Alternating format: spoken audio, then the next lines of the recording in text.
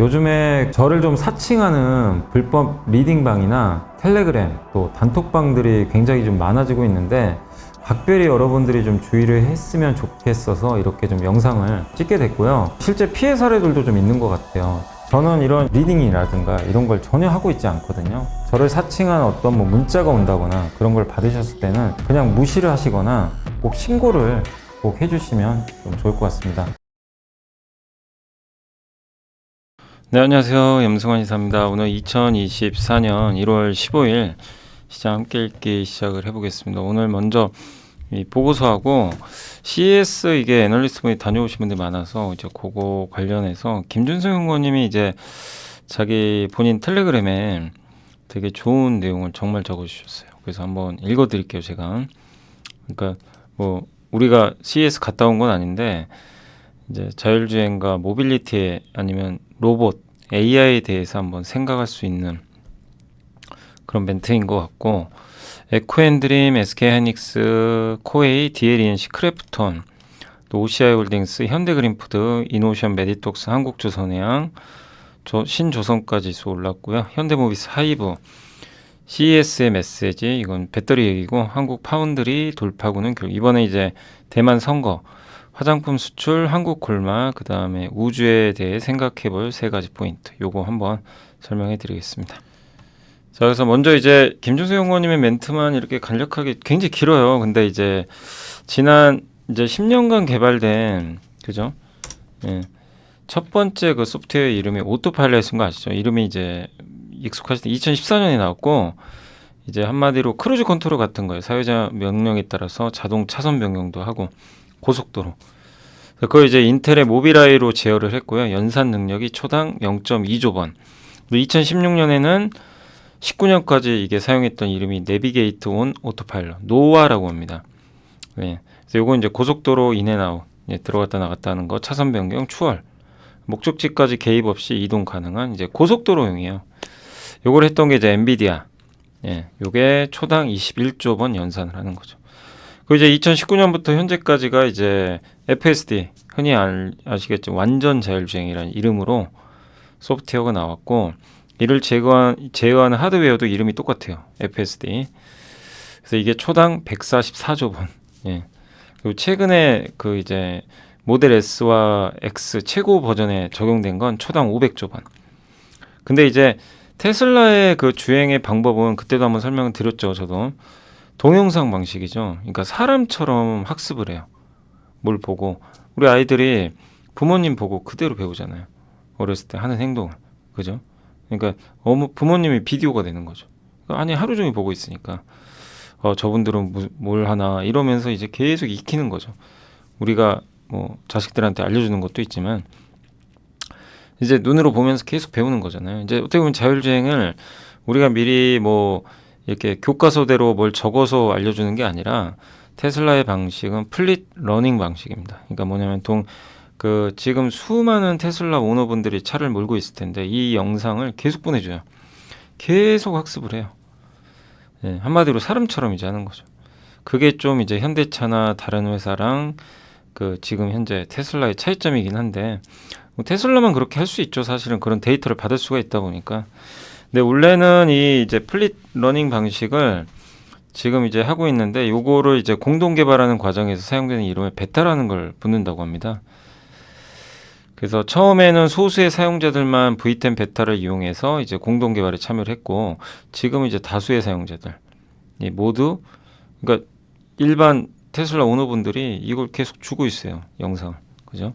그래서 소프트웨어 진전을 뭐 이뤘다라고 보시면 좋을 것 같고, 그 다음에 이제 김준수 연구원님이 작년에도 가시고 올해도 가신 것 같은데, 작년에 1월에도 샌프란시스코에서 저 V10이 적용된 걸 이제 운행을 해봤고, 이번에는 V11 본인이 영상을 또 올리셨더라고요. 근데 V11의 마무리 단계인 버전은 LA 앞 라스베가스에서 경험을 했다고 합니다. 차이는 뭐냐면 소프트웨어의 수래요. V10은 고속도로 주행에서 두 번째, 그러니까 FSD도 소프트웨어죠. 완전 자율주행. 그리고 노아라고 엔비디아, 그 소프트웨어. 이 두 개가 같이 사용된대요. 그리고 도심 주행에서는 또 세 번째 소프트웨어가 사용이 되고. 그러니까 소프트웨어가 막 섞여 있어요. 고속도로 갈 때는 노아가 사용되고 도심에서는 FSD가. 예. 그러니까 이제 개발을 위해 불가피한 선택이기도 하지만 불편하다고 합니다. 세상의 모든 도로 연결되잖아요. 그죠? 그래서 이게 유기적으로 흘러가고 우리는 운전할 때 뭐 끊는 게 아니죠. 이렇게 길을 따라서 계속 예, 가는 건데 이게 이제 소프트웨어가 고속도로 이제 이게 들어가고 나갈 때는 저 소프트웨어 바꿔줘야 되고 또 나갈 때 또 바꿔야 되거든요. 그러니까 이제 새롭게 또 시작을 해요. 무슨 얘기냐면 고속도로 가면은 기존 데이터가 없고 또 새로운 고속도로 데이터로 또 가게 되고 그러니까 뭔가 이제 끊어지는 거죠.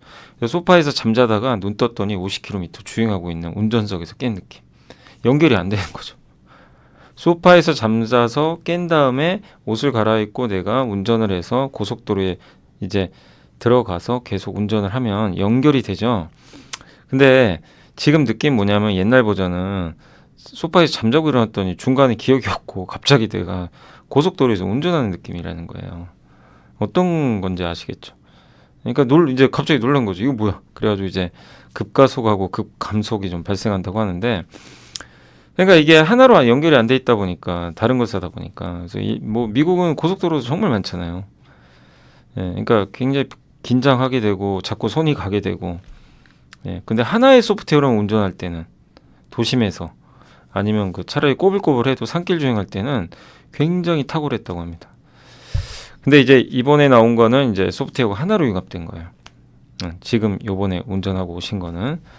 그래서 이거는 고속도로까지 저 노화가 없어진 거예요. 그러니까 엔비디아의 저 노화는 없어지고 FSD만 가지고 한 거예요. 예. 그러니까 이제 모든 도로 환경에서 이제 물 흐르듯이 갈 수가 있는 거죠. 도심 고속도로 막 이렇게. 예. 그리고 많은 사람들이 리뷰한 것처럼 사람 같다. 예. 저도 이제 영상들을 많이 봤거든요. 그동안 테슬라. 근데 진짜 사람같이 운전하더라고요. 예. 그러니까 이제 이런 기술에서 제일 중요한 게 인간 같다라는 게 제일 칭찬이잖아요. 예. 그래서 자연스러운 주행거인이 사람 같고 가끔 보여지는 부족한 부분도 사람 같대요. 그러니까 뭔가 우리도 운전하다 보면 뭔가 헷갈리잖아요. 여기서 뭐 끼어들어야 돼, 말아야 돼, 막 이렇게 고민할 때도 있고. 근데 차도 이 테슬라 차도 똑같대요. 전전긍긍한대요. 이거 끼어들어야 돼, 말아야 돼. 예. 그래서 또 운전하다 보면 한마디 가르치고 싶은 생각도 들고 어쨌든 혼자서 뭐 소프트웨어 대화도 하게 되는 자신을 발견했다고 하는데 지금 V12 버전도 이제 배포가 되고 있는데 이건 임직원들한테 근데 아마 이제 일반 사용자들한테도 아마 이제 나중에 공개가 되겠죠. 그리고 로보택시가 이제 내년에 일부 지역 가동 승인 확보를 시작하게 되고 26년에는 소프트웨어나 하드웨어 라이센싱 이제 특허 요거를 테슬라로부터 구매해서 현대차가 탑재할 수도 있는 거죠. 그런 사업도 하겠다라는 걸 의미하는 것 같습니다. 어쨌든 로보택시로 가는 길이고 공공연하게 일론 머스크는 뭐라고 했냐면 전기차가 중요한 게 아니라 그랬어요. 전기차보다 로봇이 더 중요하다. 자기한테. 로봇이 많은 비중을 차지할 것 같다. 그게 뭐죠? 로봇택시와 한마디로 그 지금 옵티머스 로봇이죠. 실제 인간처럼 생긴 이제 그쪽으로 가려는 방향을 잡은 것 같아요. 확실히. 그리고 우리가 생각하는 인공지능은 진짜 사람 같은 거죠. 그래서 이렇게 코딩 몇 줄 짜가지고 그대로 학습만 하는 게 아니라 어떤 환경 변화에도 능동적으로 우리 사람처럼 잘 적응을 해서 하는 거. 그게 바로 모빌리티다. 그러니까 모바일 이동성, 에빌리티, 이동하는 능력이죠. 이게 있어야 된다. 그래서 캡슐 커피 앞에서 이제 컵과 캡슐 머신에 놓고 작동시키는 것이 이제 그 중에서 이제 커피가 담겼잖아요. 이걸 나한테까지 가져다 줘야 되거든요. 근데 이게 너무 빨리 움직이면 커피가 넘치고 옆에 걸어가는 사람과 부딪힐 수도 있는데 그걸 조절해야 돼요. 그러니까 커피를 꺼내 와서 그러니까 커피 버튼 눌러서 추출한 다음에 그걸 들고 나한테까지 오는 과정에서 사고가 안 나야 돼요. 우리 인간은 당연히 하죠. 그냥 뭐 생각 없이 합니다. 꺼내서 만약에 뭐 저희 딸이 저한테 뭐 만약에 그 커피컵을 저한테 가져다 준다면 뭐 그냥 가져오잖아요. 뭐 그죠? 예. 뭐 고민하고 가져온 게 아니잖아요. 근데 이제 로봇은 힘들죠. 앞에 혹시라도 뭐 애완동물이 있다거나 예. 아니면 뭐가 이제 갑자기 장애물이 있거나. 근데 인간은 그냥 자연스럽게 피해가는데 로봇은 그렇게 안 된단 말이에요. 근데 그걸 갖춰야 진짜 이동성이란 얘기죠. 예. 그래서 협동 로봇은 이미 세상에 많지만 협동 로봇 중에서도 저런 이제 완벽한 이동성을 갖고 있는 그런 게 이제 그 더 성장할 수 있다라는, 그래서 자율 로봇 기술에 열광을 했다. 하나의 이 테슬라 자동차도 자율 로봇이라고 봐야 되겠죠. 그러니까 정말 저런 걸 좀 보면서 세상이 진짜 바뀌고 AI로 시작된 이 모든 것들이 정말 우리 인류의 삶을 바꾸는 것도 같아요. 예. 그래서 이런 쪽에 공부를 계속 해야 되는 것 같습니다. 이게 그러니까 세상이 바뀌는 쪽에 투자하셔야 되거든요. 이 메가 트렌드는 그게 뭐냐 이거죠. 그래서 이런 것들은 정말 좋은 아이디어 같고, 이런 걸 적어주셔서 김준성 연구원님께도 다시 한번 좀 감사드리고, 우리는 안 갔다 왔지만 지금은 대신 이제 간접적으로 지금 제가 설명해드리니까 좀 뭔지는 좀 이제 감은 오시죠. 그래서 테슬라에 투자하자 이게 아니라 지금 이렇게 바뀌어가고 있구나. 정말 이제 급격한 속도로 자율주행도 발전을 하는 것 같아요. 자, 그다음에 이제 에코앤드림은 1,800억 들여서 전구체 생산, 전구체입니다. 양극재에 들어가는 전구체인데, 에코앤드림 혹시 아세요? 옛날에 이름이 이엔드디입니다. 이 회사는 양극재 회사 중에 유미코라는 그 벨기에 회사에 납품해요. 이 회사가 세계 1위로 알려져 있죠. 양극재. 원래 그러니까 에코프로 BM하고도 아마 경쟁을 많이 하는 걸로 알고 있고, 중국 회사랑도. 근데 지금도 1위인지는 제가 잘 모르겠어요. 점유율이 뭐 정확히 얼마인지 모르는데, 과거에 아무튼 유미코어가 1위였어요. 전 세계에서. 거의 제가 알기로는 1위로 알고 있습니다. 그러니까 여기가 벨기에 회사로 알려져 있고, 근데 여기도 추정하는 거예요. 뭐 이 회사인지는 정확히 알 수 없고, 홈페이지에 전구체 5년 공급 계약 체결 맺었고, 하이니켈, NCM 양극재 전구체입니다. 그래서 국내에서 전구체 생산업체들의 적극적인 생산 능력 확대 중. 근데 글로벌 생산 능력은 공급이 부족하다고 합니다. 그리고 굉장히 소액격, 이 작은 거, 이게 고르다고 하더라고요, 분말이. 그래서 요거를 아마 공급한 거 아니냐 이렇게 보고 있고, 그래서 원래 이 회사가 촉매 만들고 친환경 사업 좀 하고 있는 회사인데 2차전지 전구체 사업에 진출했던 거죠. 그리고 에코앤드림의 3.5만 톤 전구체 생산 능력은 매출 기준으로 7천억, 영업이익률 한 4%에서 5% 잡으면 한 200억에서 300억 정도 나올 영업이익이죠. 꽤 큰 거죠. 그래서 5년간 이걸 공급을 하니까 규모는 수조 원에 달할 걸로 보고 있고요. 추가 증설도 할 가능성이 있고, 저기 새만금에 추가 증설하는 거예요. 또 청주 공장에 5천 톤 생산 가능한 시설이 있고, 그래서 내년 1분기 말에는 또 새만금 공장. 그래서 24년도 매출액은 51억으로 급증할 걸로 보이고, 25년도에는 연간 200억. 그러니까 이익이 점프하겠죠. 그래서 금요일날 상한가가 버렸어요. 거의. 쫓아가시면 안 되겠지만 그만큼, 그러니까 여기서 제가 이걸 왜 말씀을 드리냐면, 지금 전구체는 중국이 꽉 잡고 있는 거 아시죠? 예. 비중국으로 가야 돼요. 근데 그 회사 중에 하나가 에코앤드림이에요. 근데 벨기에 세계 뭐 거의 1등 달리는 양극재 회사에 이걸 공급한다. 굉장히 의미가 있는 거죠. 중국과 이제 안 쓰는 분위기로 가야 되잖아요. 네, 그런 면에서 이제 증설도 하고 가치가 좀 부각될 수도 있을 것 같다. 이제 그런 내용입니다. 단 주가는 좀 올랐기 때문에 그건 조금 경계를 하셔야 되겠고, SK하이닉스는 지금 한동희 연구원님의 SK증권에 목표 주가 올렸고요. 4분기에 흑자날 것 같다고 합니다. 원래는 적자가 예상인데 일단 가격이 올라갔고, 네, 낸드도 괜찮을 것 같고, HBM 뭐 여전하고요. 예, 또 1분기 비수기 진입으로 출하량은 역성장하지만 공급사들이 가격을 올려요. 예, 그리고 올해 11.1조 원을 벌 것 같습니다. 플러스 15%. 이게 하이닉스나 삼성전자의 이 영업, 그러니까 지난주에 삼성전자의 영업이익 추정치가 낮아지면서 실망했던 시장이지만, 하이닉스는 지금 일단 올려놨거든요. 그래서 하이닉스가 이렇게 좀 메꿔주면 다시 기대감이 부풀겠죠. 그래서 상당히 중요한 거예요. 이 하이닉스를 투자하고 안 하고를 떠나서 하이닉스를 이렇게 목표 주가 올린 배경이 실적을 올렸기 때문이거든요.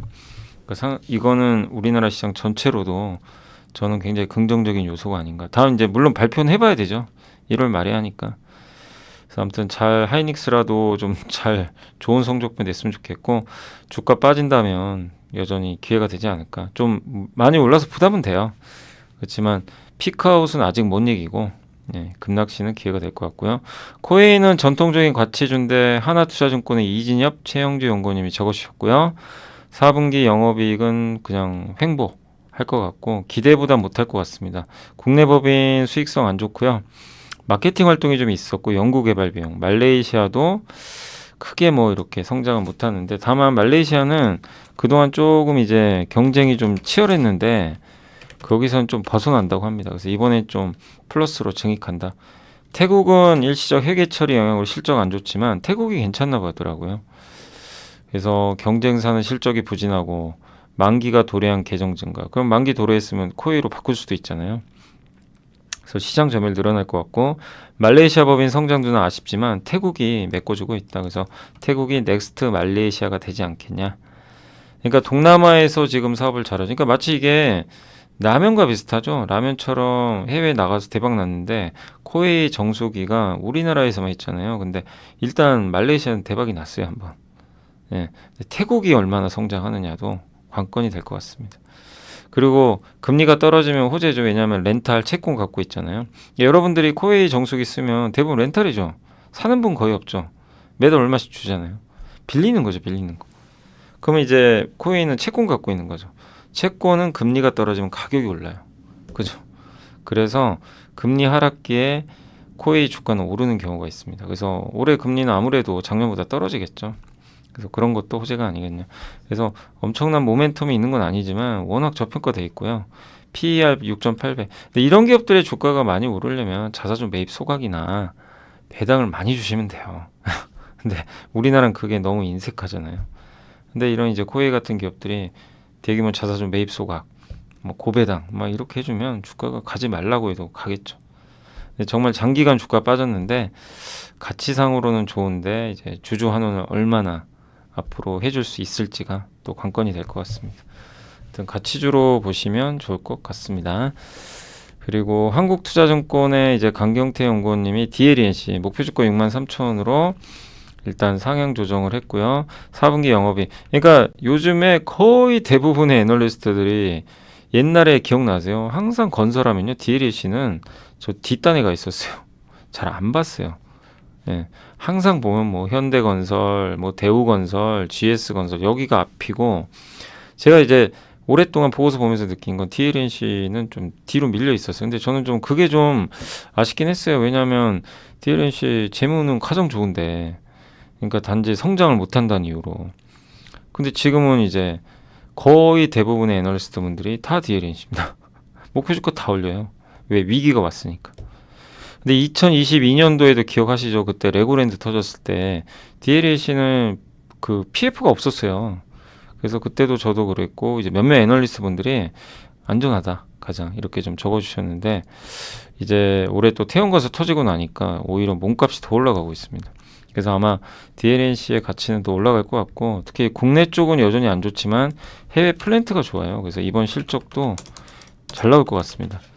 주택 매출은 감소하고 그러나 원가율이 떨어지고 있어요. 그래서 3분기 준공이 임박한 현장에서 추가 공사비가 들어갔는데 이거를 증액해 줬대요.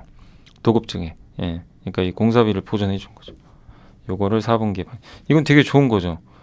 아, 보전 안 하면 내가 손해를 보지만 보전해 준 거예요. 공사비를. 그리고 플랜트 해외 플랜트 잘 나가고 그래서 4년 만에 증액이라고 합니다. 예. 그래서 건설 업황 안 좋지만 언젠간 또 건설 업황도 돌릴 거고 그래서 계속 말씀드리지만 건설은 DLNC 쪽으로 이제 일단은 그 대피를 하시는 게 좋고요. 뭐 어쩔 수가 없어요. 지금 왜냐하면 이 PF 때문에 PF가 많은 거는 여전히 좀 조심을 해야 되겠죠. 그래서 24년 현지 법인 합산 플랜트 매출도 지금 증가할 것 같고 주택 매출 비중은 떨어지고 그래서 건설사 PF 구조조정 사이클을 비껴갈 수 있는 유일한 건설사고 예, 미국발 금융위기 때도 재무 안정성을 그러니까 원래 이 DLNC 대림 산업이죠. 여기 이제 오너죠. 이분 이 대림 산업 이제 이끄는 분들이 굉장히 보수적이에요. 예, 그러니까 위험한 사업을 아예 안 합니다. 원래 스타일이 좀 그래요. 그러니까 이제 단점은 건설 경기 좋을 때 너무 보수적이니까 많은 성장을 못해요. 장점은 이렇게 위기 때 빛을 발하는 거죠. 근데 저는 이게 맞다고 봐요. 예. 공격적으로 하다가 망하면 아무 필요 없어요. 이거는 전 투자에도 필요하다고 생각해요. 내가 운이 좋아서 시장 좋을 때, 뭐 특히 작년에 장 좋았으니까 작년에 돈 많이 버신 분들 분명히 계실 거예요. 특히 테마주나 뭐 성장주 잘 타고 다니신 분, 여기 갔다 저기 갔다 굉장히 잘하신 분도 계실 겁니다. 그럼 몇 배 불어났겠죠. 근데 그런 분들이 또 장 잘못 만나고 공격적으로 하다가 크게 다칠 수도 있어요. 근데 큰 수익은 안 나더라도 안 까먹으면서 저번에도 메일 보내주신 분 제가 읽어드렸잖아요. 잃지 않는 투자하고 있다. 예. 그래서 나쁘지 않다 성과. 이렇게 천천히 하신 분들이 결국엔 나중엔 저는 큰 돈 벌 수 있다고 생각합니다. 예. 그런 걸 습관화해서 자기의 그 방어막을 잘 쳐주신 분들 투자할 때. 그러니까 큰 수익보다도 덜 까먹는 방식으로 가는 거예요. 그러려면 싼 걸 해야죠. 되도록이면 리스크가 적고. 근데 싸다고 투자하면 안 되죠, 당연히. 싼 거 중에 반토막 나는 것도 많으니까. 근데 저는 초보 투자분들한테 꼭 당부드리고 싶은 게 추세 추종한다고 막 이게 신고가 나는 거 쫓아가는 분들이 있어요. 작년에 그런 거 했으면 돈 많이 벌었겠죠. 근데 한순간에 당해요. 손절 못 해가지고. 손절을 하기가 되게 어렵거든요. 그러니까 처음 아직 경험이 부족한 분들은 되도록 추세 추종하지 마시고 좀 가치 투자 방식으로 하는 게 좋아요. 덜 까먹는 방식. 그걸 먼저 쌓아서 기업 분석하는 방법 공부하면서 천천히 하시다가 내가 이제 어느 정도 능력이 되면 그때 해도 돼요. 이제 어느 정도 경험이 쌓이면 그럼 오히려 더 잘 돼요. 근데 제일 위험한 게 막 그런 거 이제 추세 추종 몇 번 해서 따라 이제 했는데 대박이 난 경우. 예. 그러다가 다치는 경우가 굉장히 많습니다. 예. 리스크 관리를 안 하거든요.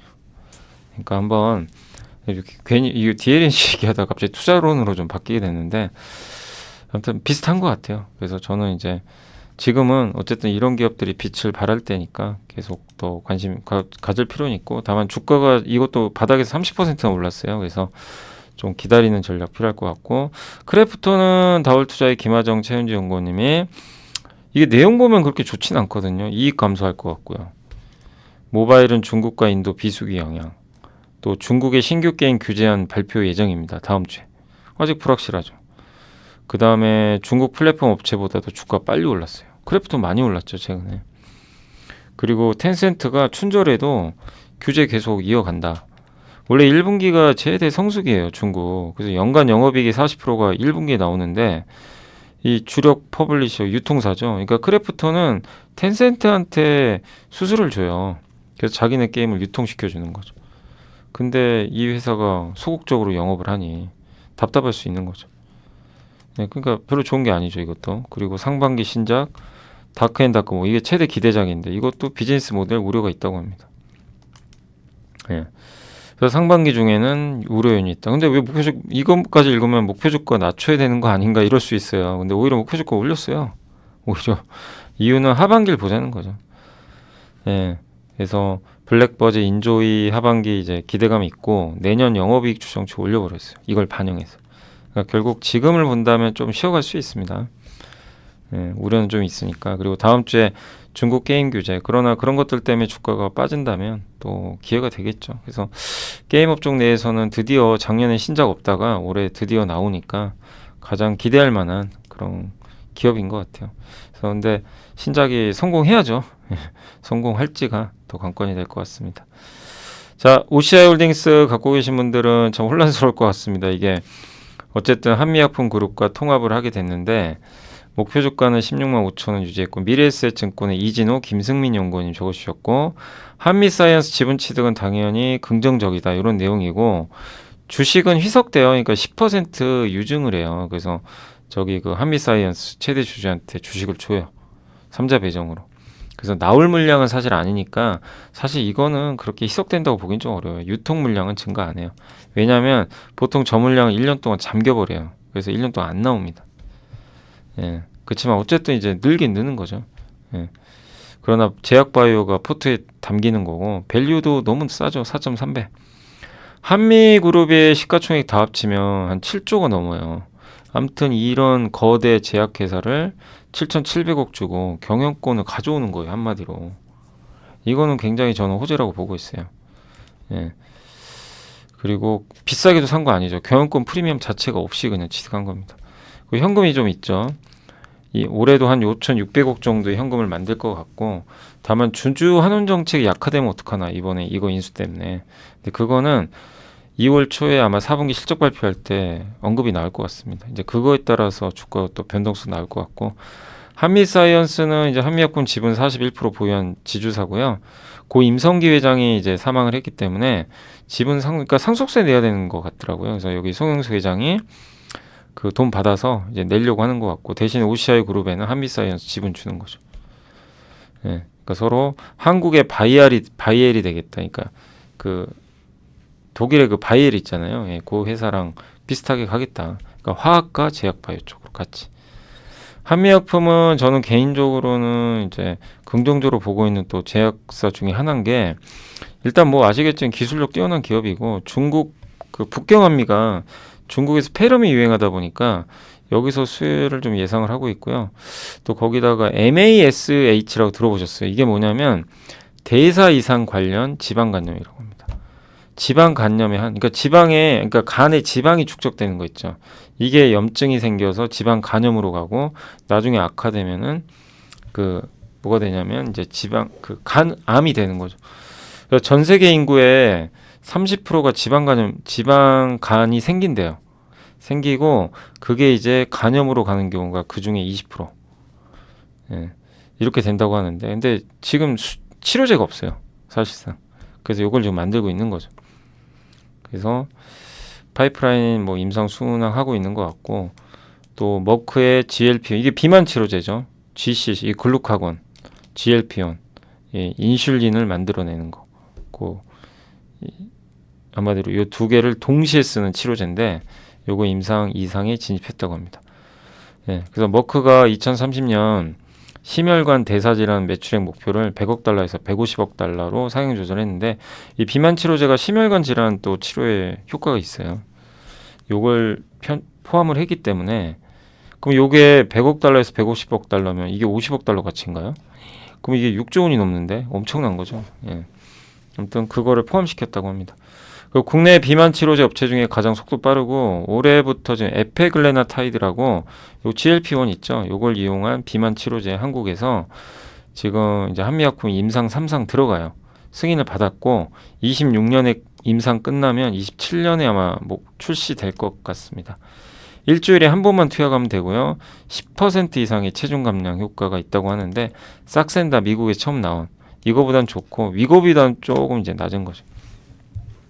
근데 이게 2030년에 특허가 또 만료돼요. 그래서 아마 그거 대응하는 비만 치료제 새롭게 또 임상을 하는 것 같고, 그거 중에 하나로 지금 이제 상반기에 지금 이제 개발 예정인 LAGLP1, GIP, GCC, 이게 뭔지 좀 복잡하시죠? 이게 뭐냐면 저 세 개를 같이 써서, 그러니까 저거를 성분으로 한 이제 치료제를 만들어서 비만 치료하는 거예요. 심혈관 질환 치료도 하고, 저 세 가지가 다 들어가는 거예요. 그 3중 작용제라 그래요.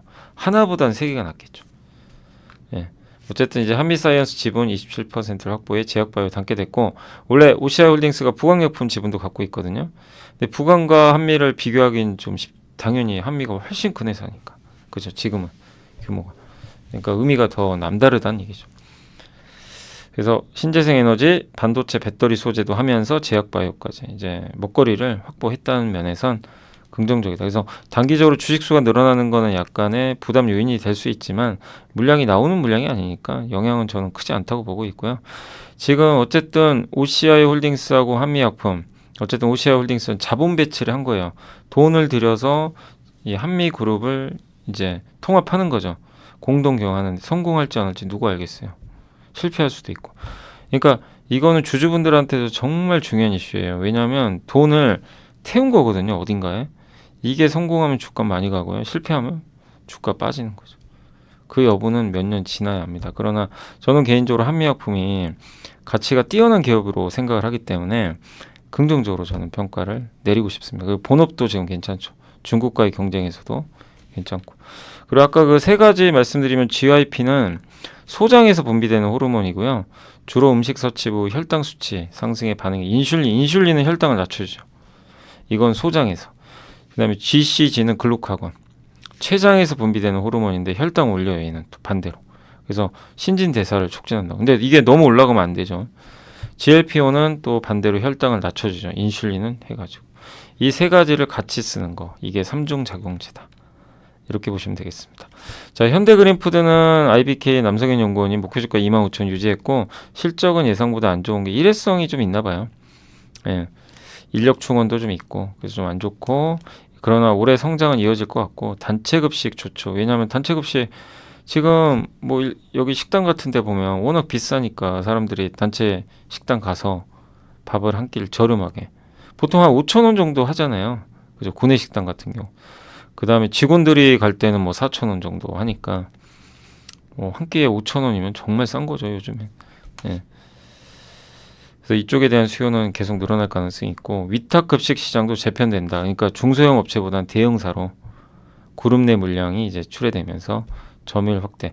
주로 이제 현대그린푸드는 현대건설이나 현대차, 해외 공장이 더 많이 가고 있습니다. 그래서 앞으로 매출과 물론 이제 매출이 4분기엔 좀 줄어들지만 올해 다시 한번 성장할 걸로 보고 있는 것입니다. 저평가인데 시장은 이거 성장하는 거 맞아? 이거 아닌 거 아니야? 막 이러다 의심을 하니까 좀 주가 부진하지만 어쨌든 분명한 건 주가는 굉장히 저평가돼 있고 돈 잘 벌고 있고요. 위탁급식 사업도 대형사 위주로 재편돼서 긍정적이지 않나 이렇게 보고 있고 이노션도 답답하죠. 주가 너무 안 가요. 근데 광고 경기가 더 나빠질까요? 그럴 것 같지는 않고요.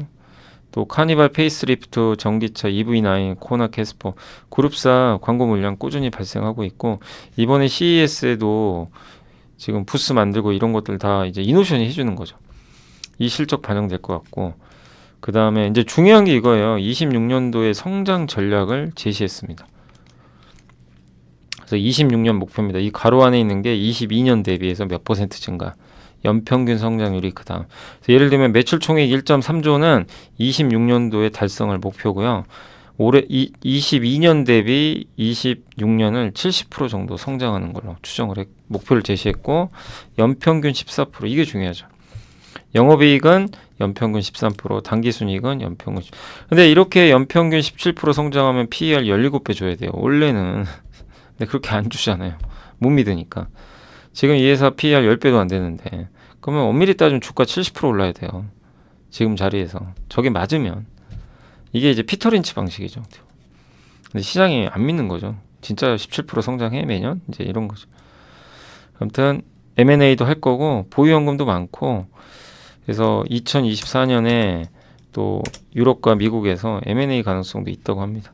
그래서 5천억 정도 M&A 성사하면 매출 총이익이 2,500에서 3천억 정도 달성 가능해서 매출 총이익 2026년 목표 1.3조 원 가능하다. 그래서 저는 지금은 저 목표가 맞을지 안 맞을지 누가 모르지만 어쨌든 목표 수치 괜찮고요. 달성 가능도 하고 배당 매력 높고 그리고 잃을 게 없는 주가잖아요. 워낙 낮으니까.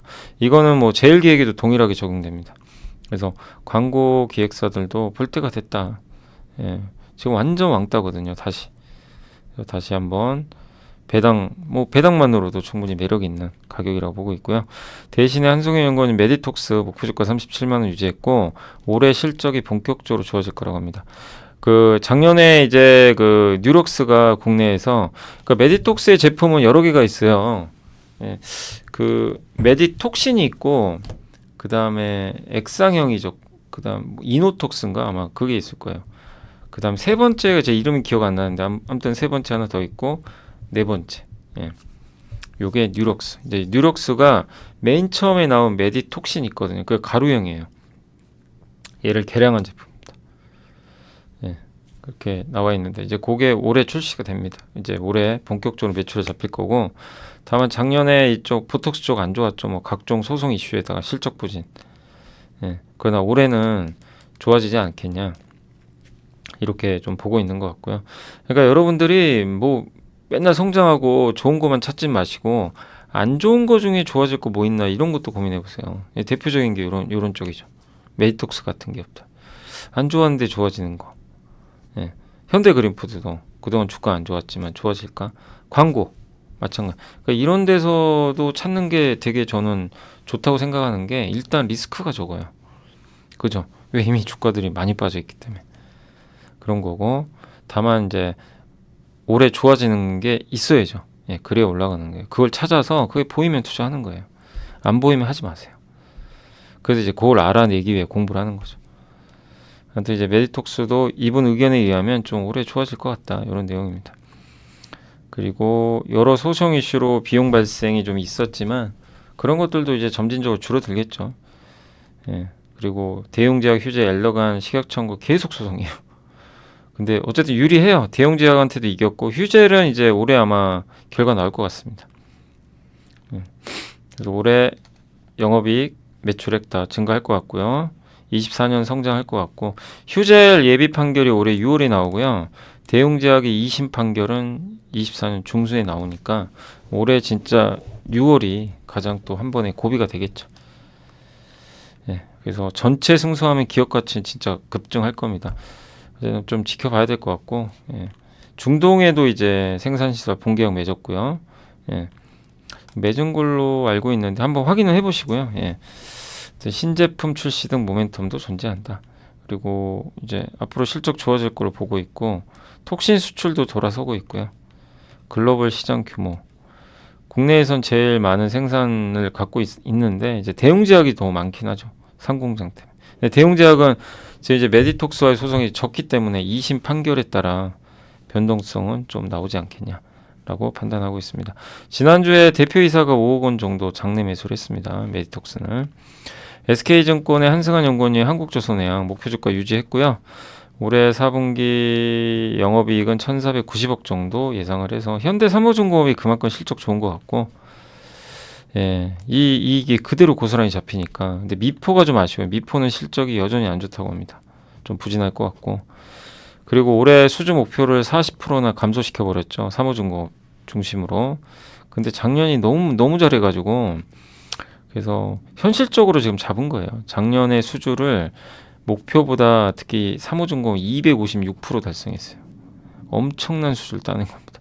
그러니까 그거 감안해서 올해는 줄여버린 거죠. 목표를. 예.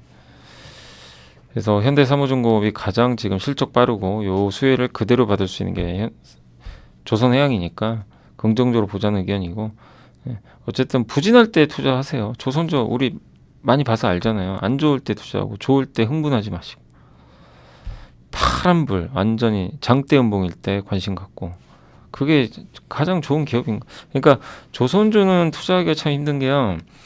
진짜 반대로 해야 되거든요. 안 좋을 때 투자하고 좋을 때 좀 관망하는 게 정말 어려운 건데 그렇게 해야만 수익을 내는 것 같습니다.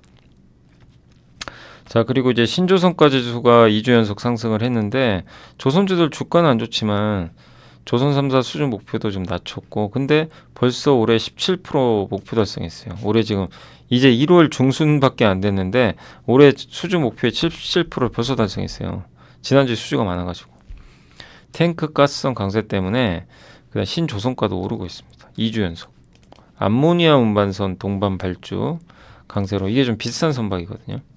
그래서 신조선가 오르는 것도, 그러니까 아직 펀더멘탈상은 문제는 없는데 실적 둔화 우려, 그 다음에 이게 유지되겠냐 하는 약간의 피크아웃 불안감, 이런 것들은 아직은 있어서 주가에는 조금 악재로 작용하지만 분명한 건 펀더멘탈은 아직은 여전히 좋습니다. 네. 그리고 현대모비스는 목표 주가를 유지를 했고요. 신영의 문영구 연구원 아마 CES 갔다 와 쓰신 것 같은데, 일단 작년에 폭스바겐 쪽으로 배터리 시스템 수주하면서 연간 목표 160% 초과 달성했죠.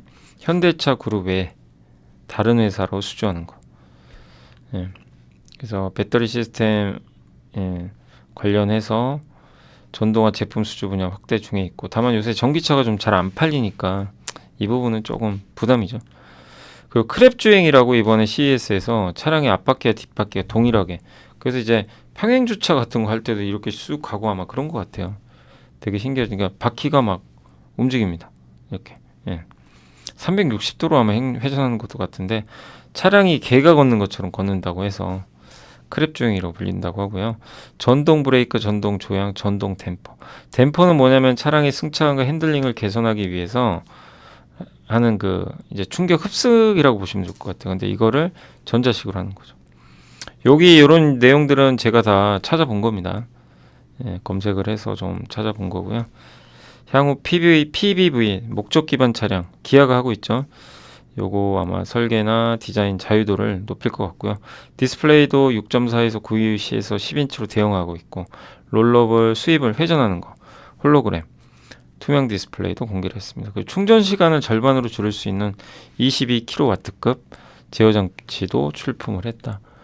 다만 이렇게 좋은데 주가는 안 가요. 왜 안 갈까요?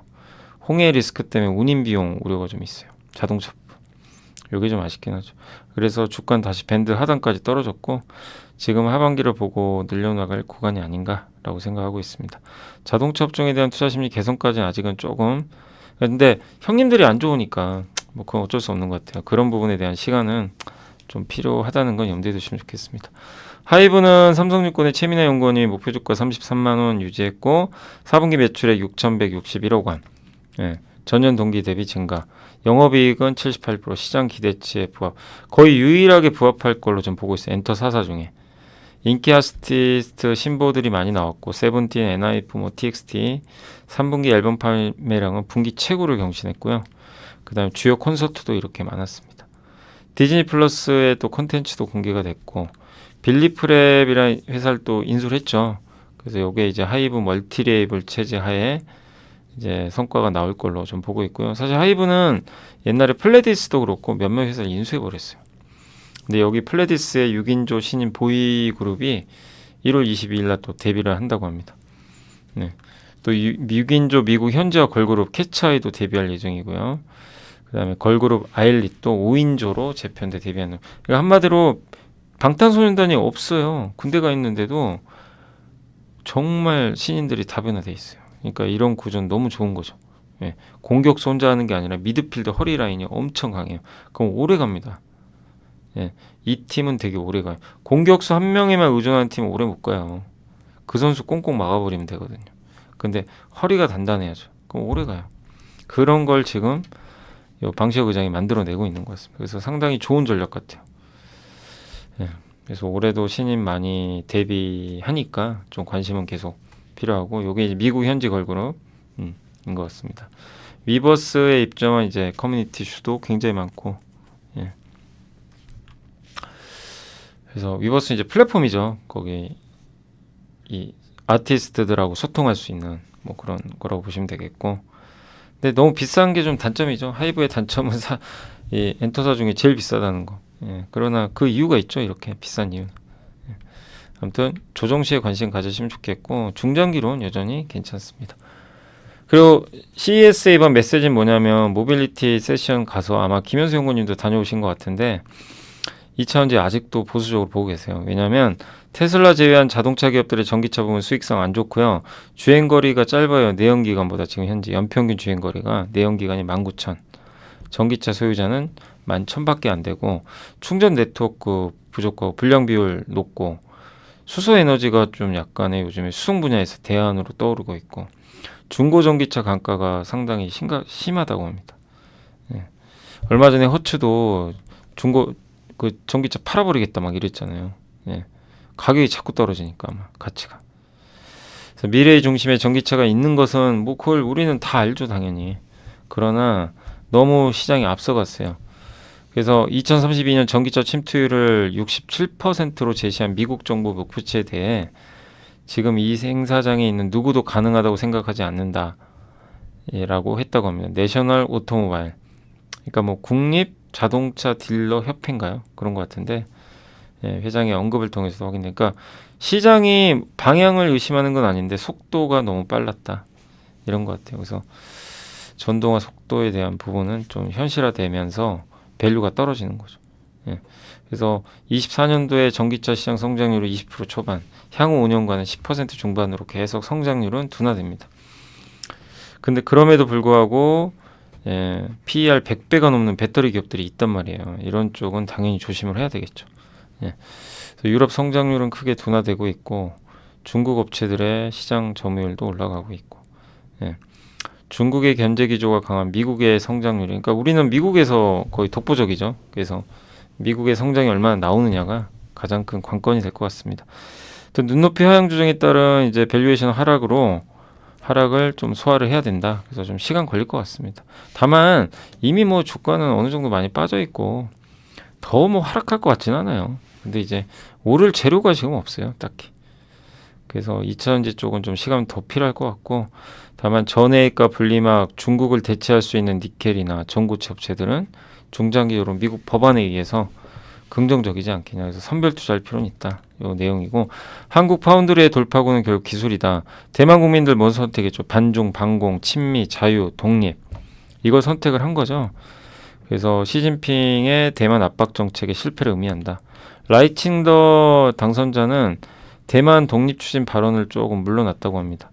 예, 그러니까 중국을 자극하지 않는 거죠.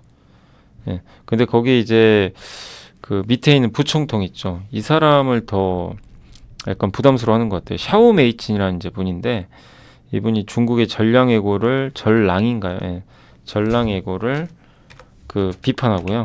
예, 그다음 반중, 친미 성향의 전묘주의자라고 합니다. 예, 그래서 좀 긴장 관계가 조성되지 않겠냐 이렇게 보고 있는 것 같고, 미중 정상회담에서도 시진핑은 바이든에게 어쨌든 평화 통일하겠다 대만 이렇게 계속 얘기를 했죠. 그래서 대만 해협의 긴장은 물론 평화 통일이긴 하지만 그래도 통일 자체가 주는 이제 무게감이 있다 보니까 혹시 적화 통일하는 거 아닌가 막 이런 이제 우려감은 있는 것 같아요. 그리고 대만 해협에서 전쟁 나면 우리나라한테도 엄청난 타격이에요. 만약에 한국의 중요한 에너지 운송 루트가 글로 이제 그쪽으로 배들이 지나다니죠. 그리고 민진당이 압도적 1위도 아닙니다. 대통령은 됐지만 라이칭더 반대당이 득표율이 50%를 더 많이 확보를 했어요. 그래서 1당이 아니에요, 민진당. 그러니까 적극적으로 하기도 어려운 거죠. 그래서 3당인 민준당의 역할이 중요하다. 이렇게 좀 보고 있는 것 같은데, 이번 선거 결과는 한국의 중립적이고 TSMC가 안보의 실리콘 방패인데 아무튼 지금 이 상태에선 크게 바뀔 거 없을 것 같아요. 예. TSMC 중심으로 대만은 계속 나간다. 우리나라가 하기 위해선 TSMC를 이길 방법은 이제 기술로 이겨야 돼요. 엄청난 투자를 하는데도 아직 성과가 안 나니까 답답한 거죠. 그래서 올해는 좀 제발 삼성의 파운드리에서 좋은 뉴스 좀 나왔으면 좋겠고, 전묘주의는 이제 중국 고대 외교 전략 중에 하나인데 주변국들과 이제 친하게 지내는 거예요. 예. 평화적인 공존과 협력을 각취하면서 불필요하게 갈등 안 하겠다. 요게 이제 전묘주의로. 전랑애고는 중국의 국익과 입장을 대변해서 굉장히 이제 비판적으로 목소리를 낼 걸 내는 좀 호전적인 방식의 외교라고 봐주시면 좋겠습니다. 아무튼 중립으로 보세요. 그리고 저 라이칭더 총통이 물론 미국 쪽이에요, 스타일은. 근데 그렇다고 해서 중국을 자극할까요? 저는 오히려 중국하고 친하게 지내려고 할 수도 있다고 봐요. 오히려 의도적으로. 예, 긴장 관계를 누그러뜨리기 위해서. 예, 그러니까 무조건 뭐 어떻게 보면 우리나라로 치면 대통령이 된 거니까 제스처를 보낼 수도 있는 거거든요. 그러니까 뭐 무조건 뭐 저 사람이 됐으니까 이제 저 대만 쪽은 위험해지고 곧 전쟁 날 거고, 이거는 너무 앞서간 얘기고요. 오히려 중국과 친하게 지내려고 저는 이게 보여주기로라도 그렇게 하지 않을까 하는 생각은 좀 들긴 하는데, 뭐 알 수가 없죠. 지켜봐야 될 것 같고, 화장품 수출 늘어나고 있다고 합니다. 특히 중국이 급증했어요, 이번 달에. 그래서 한번 ODM과 인디 브랜드 수혜 계속될 것 같다. 한국콜마 지금 실적은 4분기 좋을 것 같고요. 3분기가 안 좋았던 거 아시죠? 그 SAP란 독일 회사에 그거 뭐죠? 소프트웨어 이제 그걸로 교체를 하면서 이제 뭐 약간 주문도 누락되고 아마 그런 것들이 있었던 걸로 알거든요. 근데 이제 그런 것들이 해소되면서 4분기는 좋아질 것 같습니다. 특히 중국의 무속법인이 성장이 좀 가파를 전망인 것 같고요. 북미 쪽에서는 미국은 좋은데 캐나다가 좀 안 좋지만 여기도 개선되지 않을까 보고 있고, HK이노엔 연우도 매출 성장 예상하고 있습니다. 그래서 다소 느리고 답답했던 해외 비중 확대 추세도 작년부터 조금 이제 늘어나고 있으니까, 일단 미국과 중국의 무속법인 이런 쪽에 대한 성장을 기대해보자, 이런 내용이고, 저는 한국콜마는 어쨌든 그것 때문에 좀 괜찮게 봐요. 선케어에 좀 강한 회사죠. 그래서 그런 부분에 있어서는 뭐 잉그루드랩하고 이제 이 한국콜마가 선케어에 좀 강하거든요. 그래서 뭐 괜찮지 않나 이렇게 생각은 해보겠습니다. 하고는 있습니다. 자, KB증권의 이은태 연구원님이 1960년도 현재는 비슷하대요. 예, 뭐가 비슷하냐? 그때 세계화가 끝났고 인플레 발생했고 대형 성장주 지금 비슷하죠. 미국의 매그니피센트 7만 가고 있고 우주 개발품이 있고 1969년 아폴로 11호 이후로 56년이 지났는데 아르테미스 프로젝트도 준비하고 있고 그때 왜 이렇게 우주에 주목했냐면 소련하고 미국이 싸웠잖아요. 이제 군비 경쟁하기 위한 하나의 상징적인 거죠. 지금 우크라이나도 전쟁과 이스라엘 전쟁인데 정말 무인 전쟁 중요해졌죠. 이 드론이나 위성을 이용해야 돼야 F-35 한 대 가격으로 여러 제고궤도 위성과 드론을 만들 수가 있대요. 이들 장비가 더 첨단 전투기보다 전쟁 수용 능력을 압도할 수도 있다. 그리고 그때는 정부 주도해서 투자를 했는데 이제는 민간이 주도합니다. 민간이 주도한다는 건 이제 IPO 한다는 얘기예요. 자금 조달하기 위해서. 주식 관점에선 더 낫지 않겠냐. 기회가 생기지 않겠냐. 그러니까 정부보다는 민간 위주로 스페이스X가 아마 IPO 할 가능성은 있고요. 예. 그래서 우리나라 우주항공주들에 대해서는 올해 한번 계속 관심을 가질 필요는 저도 있다라고 생각을 합니다. 자, 그리고 이제 내부자 매수는 일단 크게 눈에 띄는 거는 없었고요. 그 다음에 전자공시 1월 10일 거 원준 에코앤드림 있죠. 아까 설명해 드린 거 요거 있었고 그 다음에 OCI 홀딩스 아까 설명드렸습니다. 요런 이제 내용들이 일부 있었으니까 그냥 참고만 해주시면 좋겠습니다. 자, 오늘 제가 오늘하고 내일 수요일까지는 좀 일정들이 있어요. 그래서 아마 제가 수요일은 방송을 사실 못합니다. 그래서 그건 좀 미리 좀 양해 말씀드리고 내일까지는 장중에 제가 좀 약간 이동을 해야 돼가지고 지금 2시 좀 넘었는데 미리 좀 시장은 좀 말씀을 드릴게요. 일단 오늘도 한국 증시는 좋지가 않고요. 그 코스피는 그래도 워낙 빠져가지고 더는 안 빠져요. 버티고는 있어요. 근데 이게 뭡니까? 지금 9일째 빠지고 있고 코스닥은 버티다가 이제 뒤늦게 무너지고 있거든요. 근데 이게 아쉬운 게 일본은 지금 계속 신고가예요. 정말 답답합니다. 물론 뭐 대만도 좀 부진하긴 해요. 그래서 대만도 오르거든요. 정말 우리 한국만 이러는 게 너무 좀 짜증나고 답답하죠, 솔직히. 그래서 오늘도 국내 증시는 아무튼 좀 지지부진한 그 상황에서 벗어나질 못하고 있다. 외국인들이 매도를 주도하고 있고요. 일단 섹터로는 오늘 물류 회사들이 올라가는 게 좋은 게 아니에요, 증시에는. 왜냐하면 저기 이제 그 홍해 리스크가 있는 거죠, 지정학적. 해운주 갖고 계신 분들이 기분 좋겠지만 증시 전체로는 악재입니다.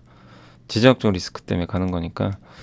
그래서 오늘도 해운주들의 주가 상승은 있었는데 다만 오늘은 뭐 흥하이온 혼자만 가는 것 같고요. 물류 회사들 주가 뜨겁고 그다음에 6G 관련해서 요새 아주 그냥 그 통신 장비도 오랜만에 가고 있고 CXL 관련주 네오셈이 역시 대전주인 거는 같아요. 급등했고 온디바이스 AI도 내일 모레 이제 삼성에서 갤럭시 관련해서 나오니까 와 제주 반도체도 뭐 끝없이 저번에 한번 빠지지 않았나요? 좀 빠졌던 것 같은데 다시 올라가고 있고 전기차 충전 관련해서 LG 헬로비전이 아마 호재가 있었던 걸로 제가 기억은 납니다. 아무튼 그래서 오늘 LG 헬로비전이 주가가 급등했던 것 같아요. 아무튼 전기차 충전 관련한 호재가 있는 걸로 저는 알고 있습니다. 그리고 그래서 한번 기사 찾아보세요. 아마 나와 있을 거예요. 그리고 오늘은 오랜만에 조선주가 정말 얼마만에 가나요?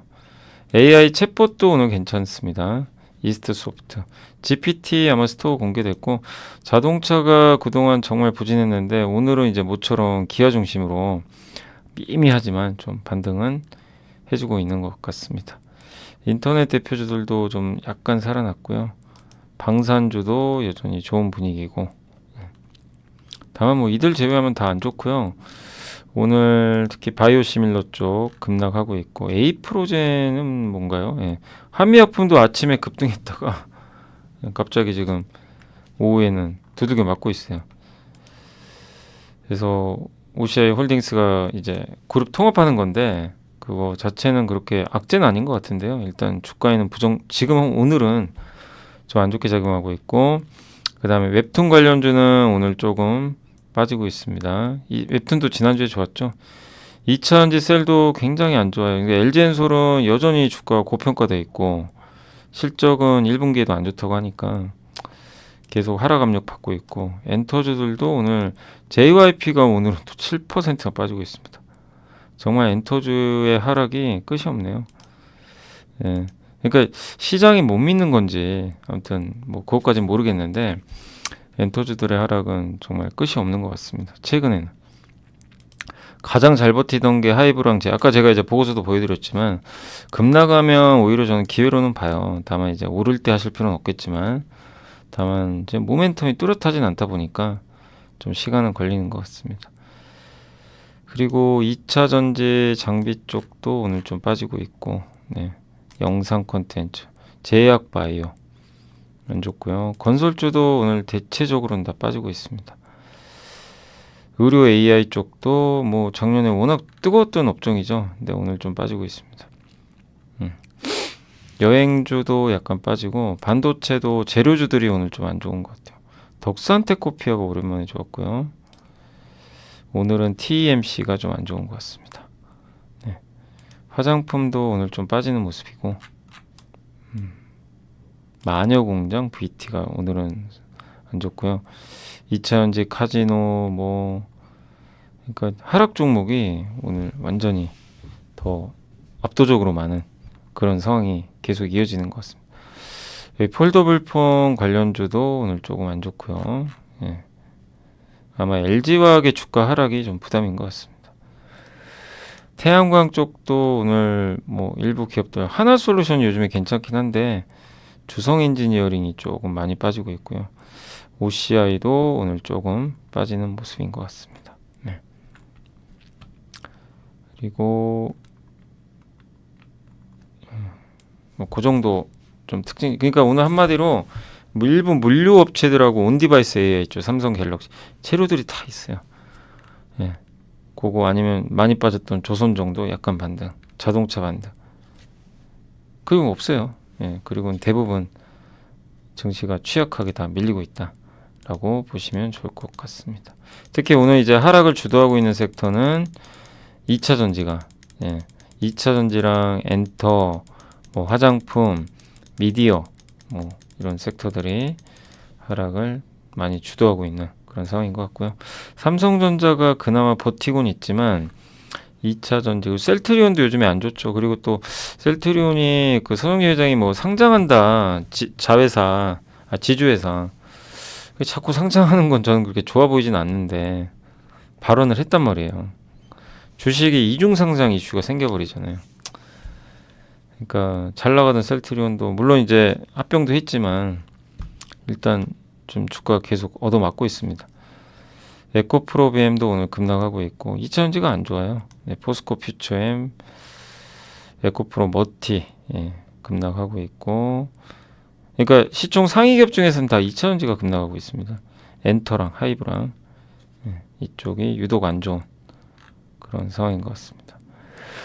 화장품 안 좋고요. 2차전지 안 좋고, HLB, 바이오도 안 좋고, 바이오는 삼성바이오는 괜찮아요. 삼성바이오 빼고는 코스닥에 이제 우리가 흔히 말하는 바이오 쪽은 대부분 좀 분위기가 안 좋은 그런 상황인 것 같아요. 조선주 일부 반등했고, 한미사이언스는 그래도 이제 좀 호재로 받아들이는 것 같습니다. 그래서 오늘 12% 올랐고, 방산주 좀 빠지고 있고요. 그리고 루닛 좀 빠졌고, SO는 반대로 좀 올랐습니다. 네. 그리고 엔캠은 모르겠어요. 저도 저건 좀, 저 개인적으로는 좀 오버슈팅 같기도 한데 엄청나네요. 네. 2차전지 다 빠지는데 혼자 막 올라갑니다. 그리고 반도체 소부장 좀 빠졌고요. WCP 분리막이죠. 네, 좀 빠졌고. 뭐 이 정도인 것 같아요. 그래서 오늘 어쨌든 이제 시장은 대부분의 기업들이 좀 취약하고요. 하락 종목이 1,600개 정도 될 정도로 압도적으로 하락 종목이 많은, 좀 우리나라 증시만 왜 이럴까요? 진짜 답답합니다. 네. 그나마 위안은 낙폭이 껐던 자동차하고 반도체 대장주 삼성전자, 그리고 삼성바이오, 얘네들이 버텨주고 있어요. 그래서 증시가 뭐 코스피 같은 건 크게 안 빠질 것 같은데, 문제는 2차 전지가 좀 다시 한번 무너지고 있고, 거기다가 바이오, 코스닥을 이끄는 대장주가 다 안 좋아요. 온 디바이스 AI 빼곤. 그래서 이런 업종들의 주가 급락은 증시에 일단 당분간은 더 부담이 될 것 같습니다. 그러나 말씀드린 대로 2,520 이하는 PBR 0.9배 이하기 때문에 도망갈 필요는 없어요. 오히려 좋은 기회 구간으로 왔고, 예, 단 모멘텀이 지금 아직은 없기 때문에 주가 반등까지는 시간이 조금 필요한 그런 상황임을 염두에 두시면 좋을 것 같습니다. 오늘 이제 많은 보고서가 있어서 한번 좀 소개해드렸고, 오늘 1시간 남았는데 얼마에 끝날지 모르겠지만 일단 여기서 저는 마무리를 하고 또 이동을 해야 될 것 같습니다. 기운들 내시고요. 예, 이게 뭐가 재미가 있어야 또 공부도 재밌는데 좀 답답하네요. 저도. 예, 아무튼 한번 제가 오늘 소개해드린 이런 보고서나 이런 내용들이 좀 다시 한번 도움이 됐으면 하는 마음에서 마무리를 하도록 하겠습니다. 감사합니다. 내일 뵙겠습니다.